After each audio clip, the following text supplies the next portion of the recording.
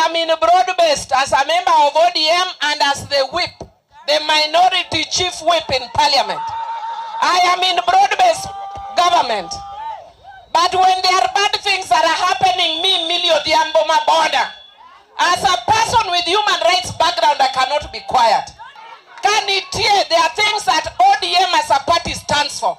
And as a founding member of ODM, I cannot allow us to do wrong things. I am in broad-based, but in broad-based, I will say the right things. If we had been listened to, we wouldn't have even lost Ol Kalou. We would not have lost Ol Kalou because one of the things that I've been told is that we are taking the public for granted. We are very arrogant as leaders. We don't listen to people. We do not know what people are going through. People are suffering. But when Millie Odhiambo says, I am told nimekanya maka. Ladies and gentlemen, the video clip that I have begun this video with is a video clip of none other than one minority whip in parliament, Millie Odhiambo Maboda, speaking in regards to the recent loss of the UDA party in the Ol Kalou by-election.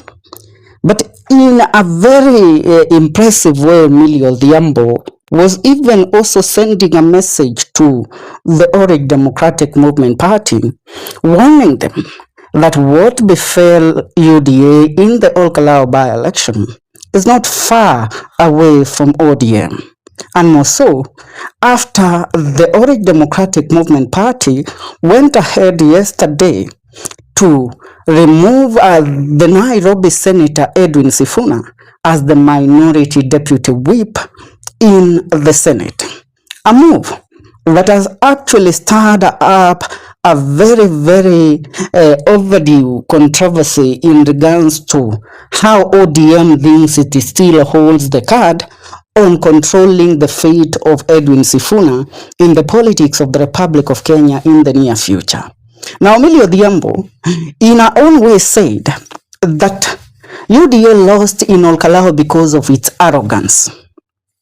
And she warned ODM party that even though ODM thinks that they are in the broad-based government with UDA and William Ruto, and they have everything figured out, that they should be warned of the fate that is going to befall them if they continue exercising the same rate of arrogance that UDA had been exercising in regards to the Ol Kalou by-election before the by-election actually took place. Now, this is not just a message.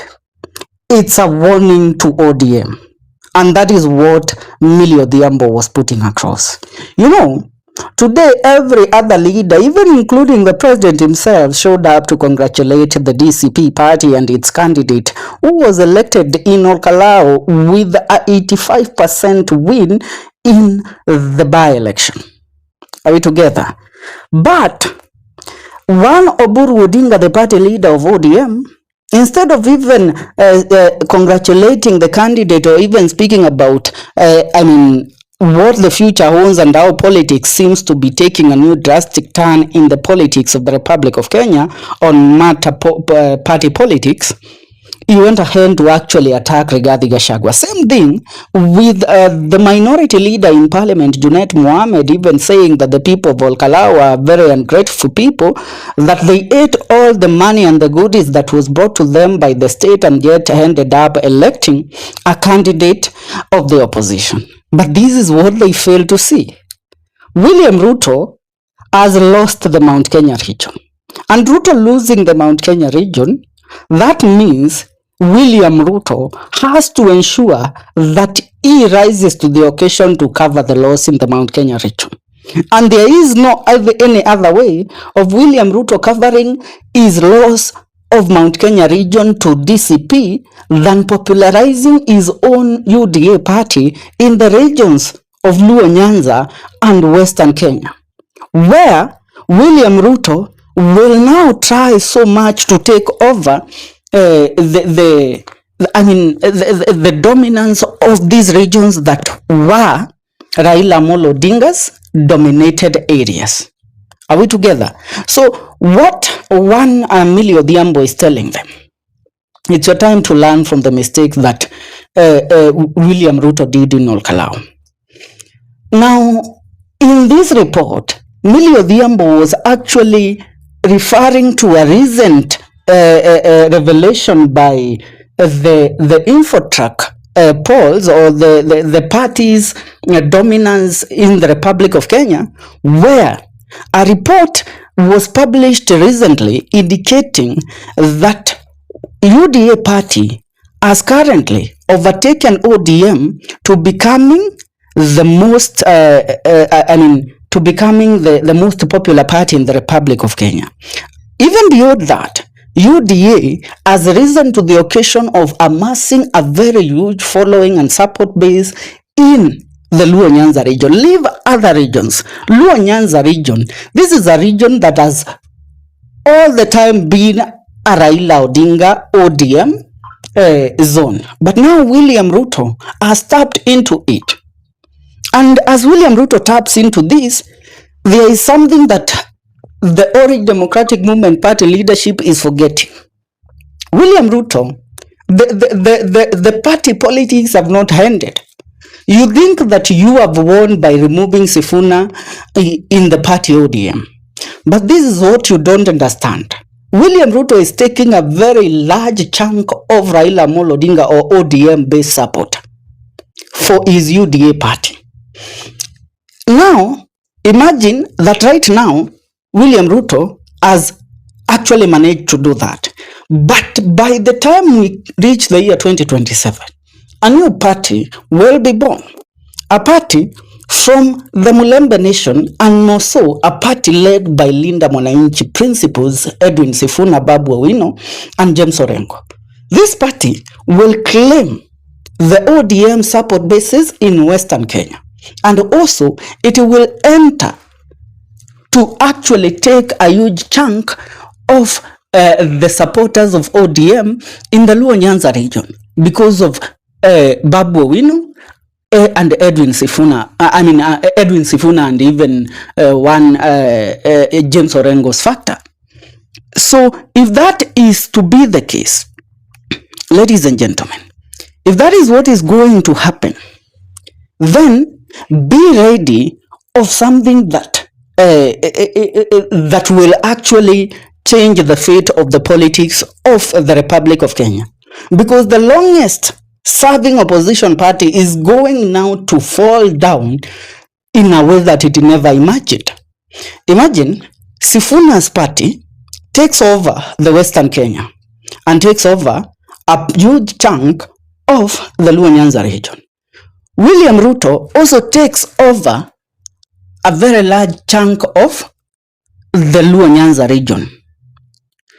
And then he also takes some part of the Western Kenya support base that belonged to Raila Amolo Odinga, which means his UDA party, to recover or to cover the loss of the mountain, it has to do this.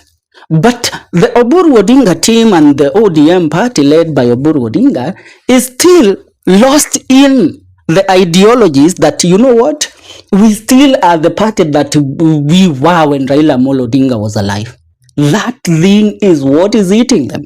And when it dawns on them that everything is gone, William Ruto atakuwa amechukua party zao, naye Sifuna atakuwa amechukua party zao, Rigathi Gachagua naye atakuwa amechukua Mount Kenya region.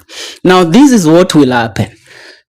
DCP party by Rigathi Gachagua and the other parties in the united opposition and even in Linda Mwananchi, when we go down to the general election of the year 2027, you know, you cannot win an election and expect to run a country if you don't have the majority of members of parliament in the Senate, the majority of members of parliament in the National Assembly, and also majority of senators.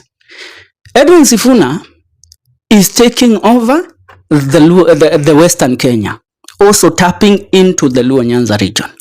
ODM will be left with a very small number of seats that they can win in the National Assembly and even in the Senate. Are we together? On the Mount Kenya region, Rigathi Gachagua is ready to sweep everything with his DCP party. In the Ukambani region, or the Lower Eastern, Kalonzo is taking it over. In the Kisii region, One Matiang'i is taking it over with this Jubilee party. So look at these particular analytics. We come to the table, come the year 2027, when UDA and ODM will be agreeing on how they can actually work towards the general election. When Oburu tries to actually bargain, or when the ODM leaders try to bargain for a large number of positions in William Ruto's administration, they will be told that, you know what, we cannot offer you the same positions or the same amount of cabinet secretary slots that we offered you when Raila Amolo Odinga was alive and when we entered into this broad-based. Why? We as UDA have tapped into your support base, and UDA will be tabling candidates in Luo Nyanza, which is the ODM stronghold. Hapo watakuwa wamewamaliza kabisa. And I dare tell you, you might find it absurd right now, but UDA will win some parliamentary seats in the Luo Nyanza region. In the Western Kenya, where ODM had the largest number of members of parliament, pia huko kutakuwa kumeenda na Sifuna.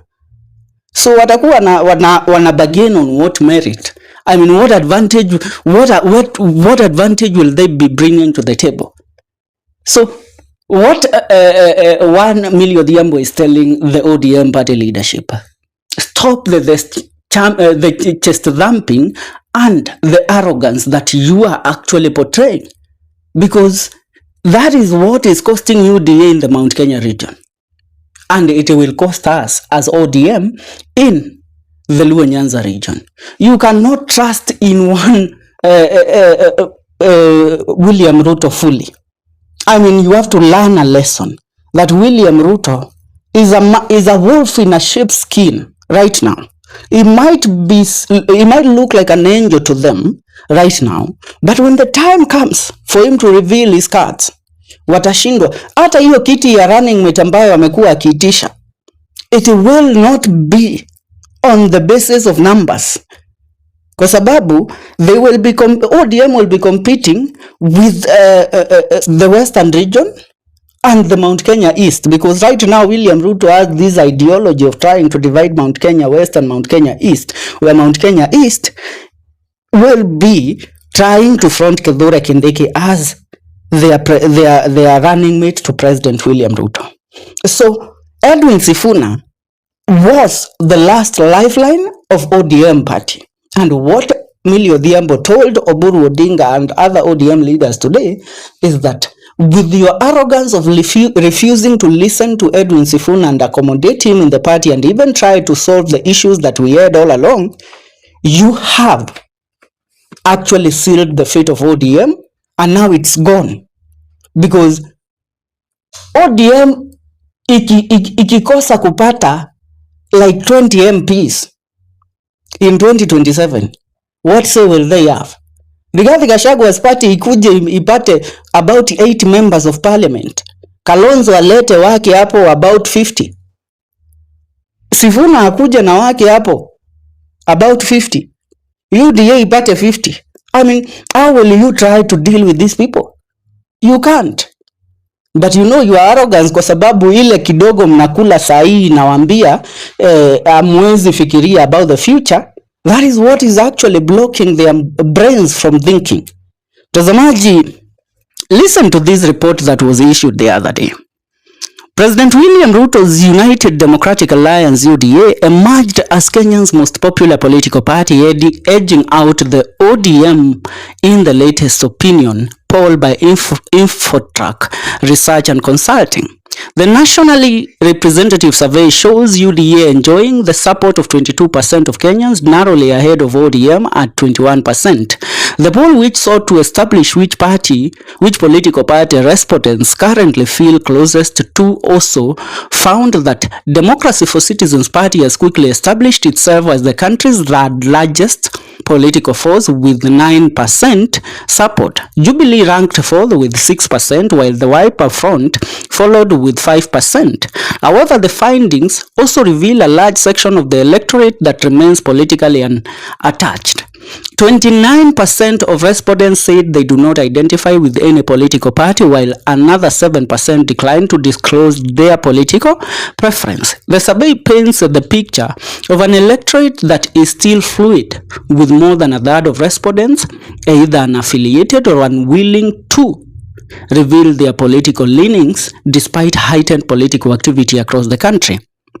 InfoTrack trend analysis shows a dramatic shift in party fortunes over the past 2 years. ODM, which topped the rankings in September 2024 with 38%, has recorded a sharp decline to 21% in the latest survey, representing a 17 percentage point drop. Now, umesikia, it has dropped with the 17%. Now, listen, there is a 29% undecided, and there is a 7% that does not actually associate itself with any party. Now merge these numbers, they come to 36%. Ladies and gentlemen, the time the Linda Mwananchi team comes up with their own political party, count that these about 35% will be for Linda Mwananchi. Are we together? Na hapo, the fate of ODM will be sealed, kwa sababu itachukua Western na ichukue Luo Nyanza, iende tena itap into Nairobi, itap into the coastal region, na hapo mambo yatakuwa yameisha. Mtazamaji, I will have to hear your take in regards to this, but for sure one thing is relevant right now, that the Orange Democratic Movement Party has officially sold itself over to William Ruto at a throwaway price. Ni hayo kwa sasa, tuungane katika video zetu zijazo. Hii ni The Kenyan Daily Report. I must congratulate the people of Ol Kalou for resisting the heavy government machinery, the money, the empowerment, the fake developments, and all the goodies were given to them to vote against the UDA party. And I want to warn the UDA party that what happened in Ol Kalou is what is going to hit you in 2027. The people of Ol Kalou have demonstrated to the entire country that indeed the one term is real. One term is real. One term is real. And therefore we congratulate Honorable Ngotho, the DCP party, and Honorable Rigathi Gachagua, Honorable Methu, for delivering the seat of Ol Kalou. And we want to say that we want Kenyans across the country to take the money that Ruto brings in the empowerment. The Linda Tumbo people are just mercenaries. Before they changed the leadership of the party, when Raila died, they were paid for changing the leadership of the party. So I don't want to go beyond that. I just want to say we are going to go to every part of the country as Linda Mwananchi and the other political formations. We will not talk on the basis of who becomes who in the next dispensation. We'll talk on the basis of what we stand for and what transformation we want to take place in Kenya, on the basis of strong ideological principles and on the basis of transformative leadership that will take Kenya from a state of desperation to a state of progress and prosperity. Ni kushukuru watu wa Ol Kalou kwa ile kazi ambayo walifanya na kumpongeza Mheshimiwa Rigathi Gachagua na Senator Medhu kwa ile kazi ambayo walifanya. Wakadhibitishia Kenya kwamba unaweza kuwa na polisi, ukuwe na jeshi, ukuwe na pesa, lakini sauti ya mwananchi kama imeamua. Ile kivumbi ambayo UDA wameonyeshwa kule Ol Kalou ni dalili ya kwamba 2027 kitaumana. Wamepata less than 13%. Hata ile kura ambaye Mheshimiwa Raila Odinga alikuwa anapata kule Mlimani it was 25%. Hawa wamepata nusu ya hiyo. Saya itile? Ya itile ta? Hata mwezi neno bandu befu hiyo ni mfano natakana kufuata. Na nimekuwa nikiambia watu kwamba msidanganyike ya kwamba tuwezi kushinda president kwa sababu ako kwa kiti. Amepeleka timu yake kule, yote wabunge, nani wote wamekuwa pale, hata magavana wamekuwa pale. Na sisi na mawaziri. Na sisi upande wetu hatukupeleka mtu, tulipeleka tu kale jamaa kama ndevu kanaitwa Mezo. Na watu wa Nyandarua, si ndio? Na wakaonyesha mambo mazuri. Na mimi ningependa kuomba hii serikali, President Ruto, let democracy flourish. Enda soma katiba tena. Mambo ya uchaguzi sio vita, is not unhealthy competition. Ni jukumu la wananchi kuchagua viongozi ambao wanataka. Uweze kuja na fujo, na bribery, na kuweka mazingira mabaya, eti impose candidates kwa watu. Hiyo kitu haitakubalika. Na IBC, please, develop some muscle also. Kuwa na some spine. Enforce the electoral code of conduct. Maana ile mambo ilifanyika kule Nyandarua haikuwa mambo mazuri. Watu wanapigwa, bribery nafanywa mchana, na hiyo ni dalili kwamba 2027 wanapanga kufanya hiyo maneno. But you're going to still do to defeat them. I don't know what else these people can take. I think there is a Bible verse, Honorable Speaker. It is Jesus who said, when somebody takes your coat, give them even the shirt. Give them even the shirt. I want them to come for my shirt. I am prepared, Honorable Speaker. I take this opportunity to very humbly thank the leadership and the members of the minority side for the cooperation that they've given me. Even the majority side, for the cooperation that they've shown me in the time that I have been Deputy Whip. I congratulate my young brother, the Honorable Senator from Migori, for his new role. You remember, Senator Eddie, how many times I have called you as your whip so that you give us quorum. I am happy that that is now going to be your job, to look for quorum in this house so that we can transact business. I thank you, Honorable Speaker. Senator Cheranke. Statements such as the ones that have been requested by Senator Hezena that put me in problems. Because you can imagine that ever since I was born, growing up, we were hearing about disarmament in Baringo and specifically Tiati constituency. And up to today, it is ongoing. I remember when the current deputy president was the internal security minister, he told us that this menace of bandits in Baringo was over. But up to today, you can see that the people of Baringo still have to suffer under this scourge. Listen to the concerns that the senator is raising, Honorable Speaker. Harassment, intimidation, misconduct of the police officers and the army personnel who are involved in this particular disarmament. Why is this happening, Honorable Speaker? When we speak about it, they come for the things that my late father left for me, Honorable Speaker. This is the reason Sifuna is in trouble, in case anybody is wondering. Because the country has a software problem. And we will continue pointing it out. Speaker, the beauty with life is that for as long as you are alive, whatever it is that is taken can be gotten back. So we will continue to speak truth to power. Speaker, the misconduct in the police forces is not just limited in to these disarmament processes. You saw us in Keumbu, Honorable Speaker. The police are so shameless. I would rather you even send police in plain clothes to throw stones. But these days they come in uniform. There is no shame at all, Honorable Speaker. No shame. They come in full uniform, they ride along with the goons, they throw stones themselves. And then you say you have a country because you have built a stadium and named it after Raila. We will say, no, Bwana, this is not the country we want to live in. We have to rescue our country. We have a software problem in this country. We cannot continue to live like this. When are those children in Tiati ever going to see a bright future, Honorable Speaker? If I have grown up all these years hearing about disarmament in Tiati constituency, and up to today it continues to happen. So I don't know what else these people can take. I think there's a Bible verse, Honorable Speaker. It is Jesus who said, when somebody takes your coat, give them even the shirt. Give them even the shirt. I want them to come for my shirt.